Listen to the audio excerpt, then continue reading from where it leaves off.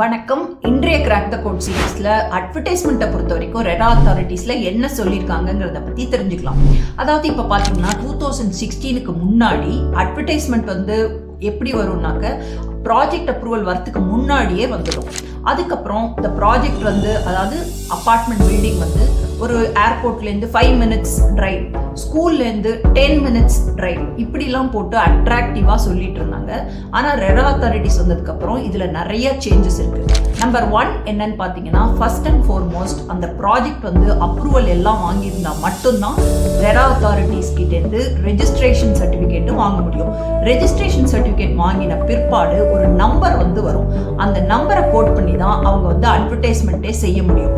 அதாவது அட்வர்டைஸ்மெண்ட் செய்யும் போது இந்த ப்ராஜெக்ட் எப்படி ரியாலிட்டியில எப்படி இருக்கோ அதே மாதிரி மட்டும்தான் அவங்க அட்வர்டைஸ்மெண்ட் செய்ய முடியும். ஒரு மேஜிக் காமிச்சு இல்லைனாக்க வர்ச்சுவல் இமேஜஸ் காமிச்சு செய்ய முடியாது. இது RERA authorities closely they are monitoring. So எல்லா பில்டர்ஸும் அவங்க அட்வர்டைஸ் பண்ணும்போது they are ensuring that they comply to the rules of RERA authorities. Stay tuned for more updates on RERA. Bye from CA Sujata.